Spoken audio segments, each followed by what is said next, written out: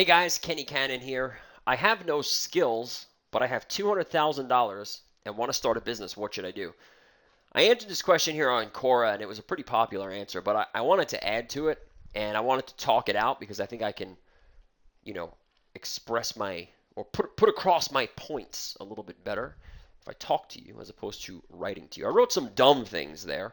Um, Being a little sarcastic, but not really. Like you speak English, that's a skill that you have. You have access to the internet.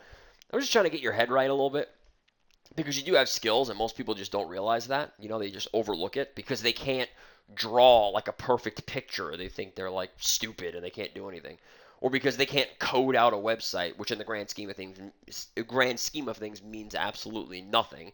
They think they can't do an internet business or whatever because they can't code or build a website. It's dumb.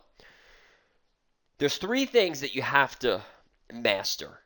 Okay, and this is based off my experience. This is what I've been mastering my entire life, and I've been pretty successful at it. So, just based off my experience, and all of the people that I've ever studied basically said the same thing.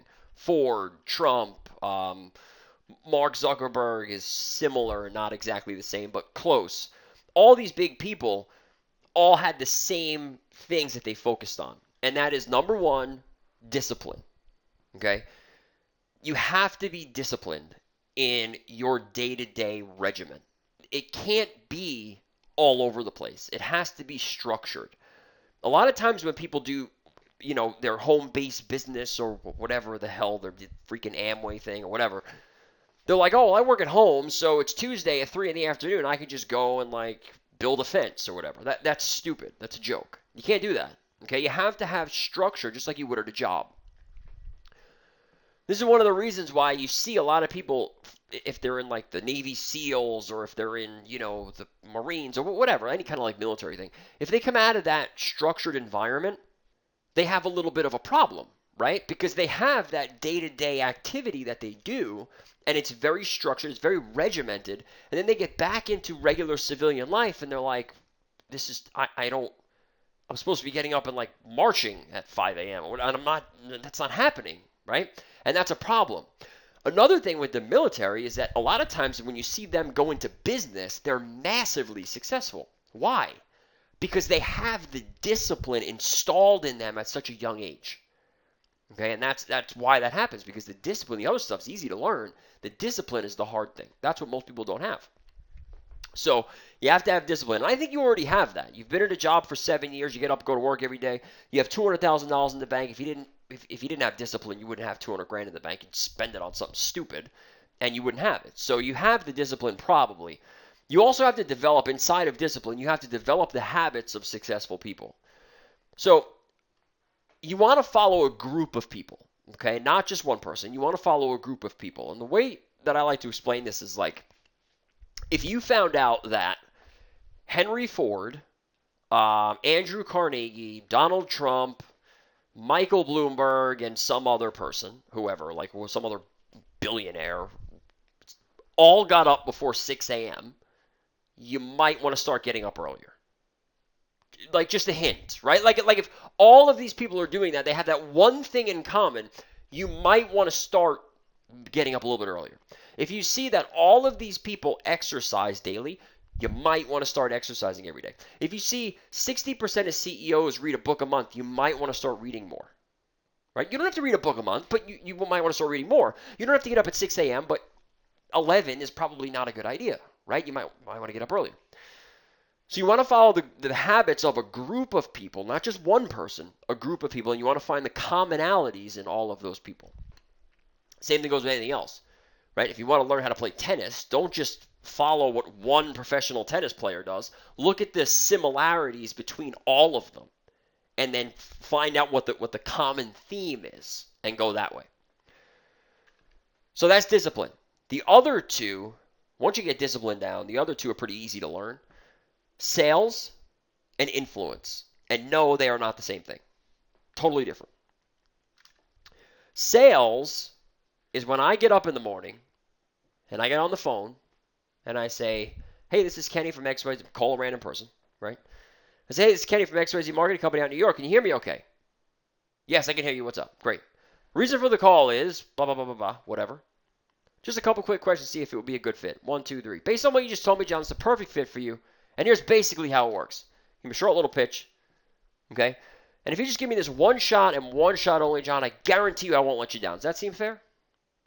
No. Good. Rebuttal 1. No. Good. Rebuttal 2. No. Good. Rebuttal 3.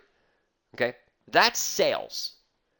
Influence is, I see you were the CEO at this company, and I see you were the vice president at this company. I would really love to have you on board at my company. Let me tell you all about it. Okay, that's influencing a powerful person to come on board with me to spread my message. I'll give you an example when it comes to influence. I'll give you two of them. One horrible person, one of the worst people ever, and one of probably the greatest people ever, depending on both controversial people. But what one is probably the greatest person ever, and the other one is probably the worst person ever, or one of them. Both master influencers, though. First one is Hitler. If Hitler woke up in the morning and just came up with an idea and said, you know what? Today is the day that I'm going to go out to all these German people, and I'm going to tell them that we're just going to kill all the Jewish people. Like, I think today is the perfect day for that. Like, it's sunny out. It's beautiful, right? No wind. I'm just going to go out. I'm just going to tell them all, and they're all going to agree with me. If he would have done that, it wouldn't have, quote unquote, worked. The world would have been a much better place. That horrific act would have never happened. Millions and millions of people wouldn't have died, right? The reason why he was able to, quote unquote, accomplish that is because he didn't go out and do it himself. Because if he does it himself, it doesn't hold any weight. What he did was he picked out people that were powerful, and he said, Rudolf Hoss, come with me, and here's how, this is what we're going to do. And then he went out, and then he talked to other people that were a little bit less powerful than him, and then those people went out, and they talked to a little bit more less powerful people than they were, and the message just spread throughout the entire land. He said, Himmler, come with me, and he went with Himmler, and he talked about his thing, and then he went out and he spread the message to his little side. And then he went, Goebbels, come with me, and he spread the message to his little side, right? He was influencing the other people that were going to influence everybody else. Difference between that, it's different from selling, right? It's a different thing. Selling is a one-on-one interaction for the most part. Sometimes you sell on stage or whatever, but for the most part, it's a one-on-one thing. Influencing is bringing somebody on your team to evangelize your message to the world or to the audience or whatever. One of the most powerful influencers ever to live, Hitler, by the way. The other one on the other side of the spectrum, he was the bad one, by the way, if you didn't get that already. Hopefully you did. The other one on the other side of the spectrum, Jesus. Right? One of the greatest influencers ever. Probably the greatest influencer ever. Him and Hitler are very close. Think about this. A guy's born. He gets up. You might know the story. Maybe not. I don't know. But he gets up. 15 years old. 12 years old. He says, what? I'm the son of God. My mom's a virgin. And watch this. Walk. And the guy walks. Yeah, we have these 5 loaves of bread, and there's 5,000 people out there, but we're just going to feed them all. And there's going to be leftovers, so it's cool. I'm just going to, do this little thing over it, and you're just going to feed them. Right? If he were to say that to you, you'd be like, dude, you're crazy. That's insane. That you're not going to do that. Right? Because, think about it. People have said that since his time. Other people have said that. I don't know if you're old enough. I'm sure some people that are watching this are. Waco, Texas. Guy was basically saying the same stuff. And they raided the compound. Because he was crazy. Right? So most of the time when you say that, people are like, dude, this guy's nuts. But what Jesus did was he didn't go out and tell everybody that. What he did was he said, you 12, come with me.